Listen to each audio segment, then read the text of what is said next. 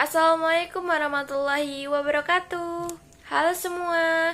Perkenalkan, kami dari kelompok 11 yang beranggotakan saya sendiri, Aisyah Az-Zahra dengan NIM 1914054 bersama teman saya Masyita Dwi Akbarani dengan NIM 1900028 serta Faizatut Daroini dengan NIM 1914036. Di sini kami akan mempresentasikan materi tentang kurikulum prototype. Ada yang sudah tahu apa sih kurikulum prototype itu? Oke, baik, langsung saja kita bahas materi kurikulum prototype seperti berikut ini. Ya, langsung saja yang pertama yaitu pengertian kurikulum prototype. Kurikulum prototype merupakan kurikulum yang diberikan kepada satuan pendidikan sebagai bentuk pemulihan pembelajaran selama tahun 2022 hingga tahun 2004. Adapun pengertiannya menurut Kemendikbudristek, kurikulum prototype merupakan kurikulum yang berbasis kompetensi guna membantu pemulihan pembelajaran dengan menekankan pembelajaran berbasis proyek. Maka dapat disimpulkan bahwa kurikulum prototype merupakan kurikulum pembelajaran berbasis kompetensi yang diberikan kepada satuan pendidikan sebagai bentuk pemulihan pembelajaran di era COVID-19. Kurikulum prototype ini berperan sebagai opsi tambahannya saja, serta sebagai penyempurna kurikulum 2013 dan kurikulum darurat yang selama ini diterapkan di setiap jenjang sekolah pada masa pandemi ini. Dalam kurikulum ini, pihak sekolah diberi kebebasan dan keleluasaan untuk mengembangkan metode pembelajaran yang ingin digunakan, serta kebebasan menggunakan proyek-proyek pembelajaran yang nyata dengan kehidupan sebenarnya. Selanjutnya yaitu tujuan dari kurikulum prototype. Yang pertama, tujuannya yaitu memperbaiki kualitas pembelajaran. Maksudnya, melalui kurikulum ini ditunjukkan guna memperbaiki kualitas pembelajaran selama pandemi COVID dengan cara lebih menekankan kompetensi dasar yang ingin ditumbuhkan oleh siswa melalui materi-materi yang telah dipelajari. Materi-materi yang digunakan pun lebih sederhana, hanya mengarah kepada materi esensial atau materi-materi intinya saja. Yang kedua, tujuannya itu untuk mengatasi ketertinggalan pembelajaran siswa akibat learning loss. Dengan adanya kurikulum prototype ini diharapkan mampu memperbaiki sistem pembelajaran. Yang ketiga, tujuannya yaitu meningkatkan potensi siswa melalui berbagai inovasi pembelajaran. Maksudnya inovasi pembelajaran ini itu inovasi media pembelajaran yang digunakan selama pelaksanaan pembelajarannya. Pada kurikulum ini akan lebih mengarah kepada pembelajaran berbasis proyek. Dan yang terakhir, tujuannya yaitu mengembangkan karakter serta kompetensi dasar siswa. Dengan kurikulum ini, karakter siswa akan lebih berkembang melalui pendidikan holistik berbasis karakter yang sesuai dengan profil pelajar Pancasila, yaitu menjadi siswa yang beriman, berakhlak mulia, bertakwa kepada Allah, bergotong royong, kreatif, bernalar kritis, mandiri, serta berkebinekaan tunggal. Selanjutnya yaitu manfaat dari adanya kurikulum prototype. Yang pertama, guru diberikan kebebasan dalam melaksanakan proses pembelajaran. Dengan begitu, maka guru akan lebih leluasa atau lebih mudah dalam mengembangkan materi atau mengembangkan suatu proses pembelajaran yang akan diberlakukan tanpa adanya ikatan target tersendiri mengenai pencapaian yang akan dicapai oleh siswa, akan tapi tidak keluar dari ranah tujuan yang telah ditentukan. Yang kedua yaitu guru fokus pada kebutuhan siswa. Pada kebutuhan kali ini disesuaikan dengan apa saja yang dibutuhkan oleh siswa untuk mengembangkan karakter dan pengetahuan yang dimiliki oleh siswa. Yang ketiga yaitu kesempatan bagi guru dan siswa dalam mengeksplor pengetahuan dan potensi yang dimiliki. Dengan begitu maka akan memudahkan siswa dalam mengeksploitasi karena memiliki ruang atau memiliki ranah yang lebih fleksibel nyaman, dan efisien mengenai pendampingan atau pengarahan yang diberikan oleh guru. Yang keempat yaitu memberikan wadah untuk mengasah keterampilan siswa serta pembentukan perilaku melalui kebebasan dalam belajar. Nah, dengan adanya dorongan tersendiri dari guru terhadap siswa, maka akan memudahkan siswa dalam proses pembelajaran yang akan dia pelajari selanjutnya. Dari adanya kurikulum prototipe, maka diharapkan dapat mengembangkan potensi, karakteristik, dan kemampuan siswa dalam melalui proses pembelajaran yang akan dilaluinya. Berikut ini adalah karakteristik yang dimiliki oleh kurikulum prototipe. Yang pertama yaitu pembelajaran berbasis proyek atau pengembangan skill dan karakter. Nah, dari adanya model pembelajaran berbasis proyek ini, maka akan memudahkan siswa dalam mengembangkan potensi yang dimiliki melalui materi atau modul dari pembelajaran yang akan dia pelajari. Yang kedua yaitu fokus pada materi esensial. Nah, pada poin kedua karakteristik ini diharapkan dapat memudahkan siswa dalam memahami materi, karena pada poin kedua ini lebih mengutamakan kepada kenyamanan dan pemahaman siswa. Dengan begitu, maka siswa diberikan keleluasaan dalam memahami materi yang akan dia pelajari, dengan tanpa adanya hanya fokus pada faktor tertentu saja, akan tapi fokus pada literasi dan numerasi yang akan dia pelajari. Yang ketiga yaitu karakteristik yang ketiga yaitu pada fleksibilitas. Nah, pada fleksibilitas ini maka akan memudahkan siswa dan guru dalam memahami materi, karena tidak ada ikatan tersendiri mengenai ketentuan waktu ataupun latar dari pembelajaran yang akan dipelajari. Selanjutnya adalah ciri-ciri dari kurikulum prototipe. Nah, pada jenjang sekolah dasar lebih menekankan pada penguatan kompetensi yang mendasar dan pemahaman yang holistik. Maksudnya di sini yaitu menyeluruh dalam mempertimbangkan aspek dan memengaruhi tingkah laku. Nah, ciri-ciri yang pertama yaitu untuk memahami lingkungan sekitar, mata pelajaran IPA dan pelajaran IPS digabung menjadi satu mata pelajaran, yaitu ilmu pengetahuan alam dan sosial atau IPAS. Yang kedua, integrated computational thinking. Maksudnya, siswa diajak atau dilatih untuk berpikir kritis dan kreatif dalam mata pelajaran bahasa Indonesia, matematika, dan IPAS. Yang ketiga, bahasa Inggris menjadi mata pelajaran pilihan. Dan yang keempat adalah pembelajaran berbasis proyek untuk penguatan profil pelajar Pancasila dilakukan minimal 2 kali dalam 1 tahun pelajaran. Selanjutnya adalah prinsip kurikulum prototipe. Nah, prinsip kurikulum prototipe ini lebih memfokuskan pada implementasi baik budaya sekolah maupun kegiatan belajar mengajar untuk mewujudkan pelajar Pancasila yang meliputi 6 hal.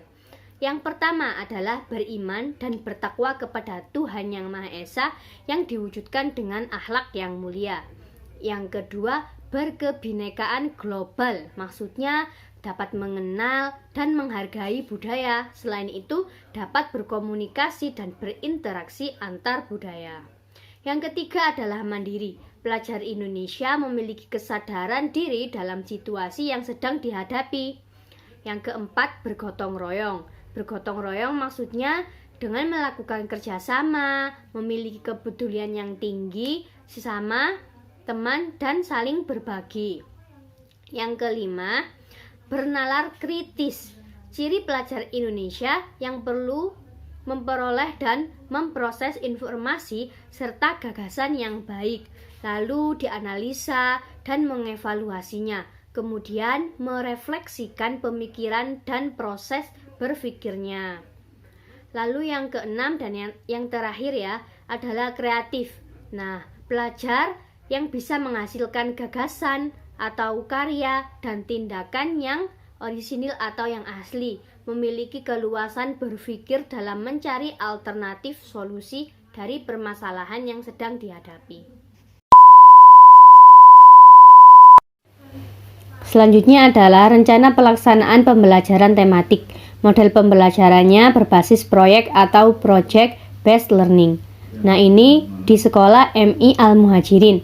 Nah, menggunakan KI yang pertama menerima dan menjalankan agama yang dianutnya, lalu memiliki sifat yang jujur, disiplin, serta tanggung jawab. Nah, itu dan lain-lain. Lalu memahami pengetahuan faktual dengan cara mengamati dan menanya. Nah, yang keempat ada menyajikan pengetahuan faktual dalam bahasa yang jelas dan logis. Kompetensi dasar pelajaran bahasa Indonesia. Yang pertama, menggali informasi dari teks wawancara. Nah, yang kedua, mengolah dan menyajikan teks wawancara. Dan indikatornya menceritakan kehebatan suatu cita-cita dari informasi yang dibaca. Yang kedua, membuat dan mempraktikkan percakapan tentang suatu cita-cita. Selanjutnya, pelajaran IPS, yaitu kompetensi dasar yang pertama, memahami manusia dalam dinamika interaksi lingkungan. Lalu yang kedua, menceritakan manusia dalam dinamika interaksi lingkungan. Dan indikatornya, mengidentifikasi manfaat suatu cita-cita dan menuliskan manfaat cita-cita tersebut. Nah, lalu ada pelajaran IPA dengan kompetensi dasar memahami sifat-sifat bunyi melalui pengamatan. Yang kedua, menyajikan hasil percobaan dan observasi tentang bunyi. Indikatornya, menemukan hubungan sifat bunyi dengan benda dan menarik kesimpulan dari hasil percobaan bunyi. Selanjutnya, tujuan pembelajaran. Yang pertama, siswa mampu menceritakan kehebatan dari cita-cita dari informasi yang dibaca. Dan yang kedua, siswa mampu membuat dan mempraktikkan percakapan tentang cita-cita. Yang ketiga, siswa mampu mengidentifikasi manfaat dari cita-cita tersebut. Dan yang keempat, setelah diskusi, siswa mampu menjelaskan manfaat cita-cita bagi manusia, alam, budaya, dan ekonomi dengan benar. Yang kelima, berdasarkan pengamatannya, siswa mampu menjelaskan hubungan sifat bunyi dengan benda yang benar. Dan yang terakhir, yang nomor 6, berdasarkan pengamatan, siswa mampu membuat laporan tentang sifat bunyi serta manfaatnya dengan benar. Selanjutnya yaitu mengenai materi pembelajaran yang akan dipelajari. Pada materi Bahasa Indonesia, siswa akan mempelajari mengenai percakapan tentang suatu cita-cita, dan pada pelajaran IPS mengenai interaksi sosial pada masyarakat berkaitan dengan manfaat dari cita-cita bagi kehidupan di masyarakat. Untuk IPA sendiri mengenai sifat dan bunyinya. Kemudian untuk metode dan pendekatan pembelajaran. Pada metode bukan hanya fokus pada satu metode, akan tapi mengenai tanya jawab, diskusi, peran bermain, kegiatan pembelajaran berbentuk proyek dan praktikum. Hal ini dikaitkan dengan kemajuan adanya kurikulum prototipe dengan mengimbangi untuk pendidikan karakter dan pengembangan potensi yang siswa miliki. Selanjutnya mengenai pendekatan, menggunakan pendekatan saintifik. Strategi menggunakan active learning strategi dan tekniknya kooperatif teknik jigsaw. Dari teknik tersebut diharapkan siswa dapat lebih mudah berinteraksi dengan sama siswa dan lebih mudah mengeksplorasi apa yang mereka inginkan. Selanjutnya yaitu mengenai media, alat, dan sumber belajar. Pada PBL kali ini, maka menggunakan media dan alat sumber belajar yang mendukung seperti bacaan tentang bunyi di sekitar siswa, LCD, proyektor, laptop, dan alat tulis, dan juga buku siswa atau yang berbentuk dalam modul buku tematik yang terpadu dengan kurikulum 2013. Baik, selanjutnya yaitu langkah-langkah kegiatan pembelajaran. Yang pertama yaitu kegiatan pendahuluan. Guru menyiapkan siswa secara fisik dan psikis, kemudian guru memberi motivasi belajar kepada siswa, menyampaikan KD, mengaitkan materi sebelumnya dengan materi yang akan dipelajari, serta guru menyampaikan cangkupan materi secara singkat. Kegiatan pendahuluan ini dilakukan selama 15 menit. Selanjutnya yaitu kegiatan inti, di mana awalnya itu memberi pertanyaan dasar sebagai pengetahuan awal, kemudian mendesain perencanaan proyek. Di sini guru membagi siswa menjadi beberapa kelompok, kemudian guru menjelaskan proyek kegiatan siswa yang akan dilakukan.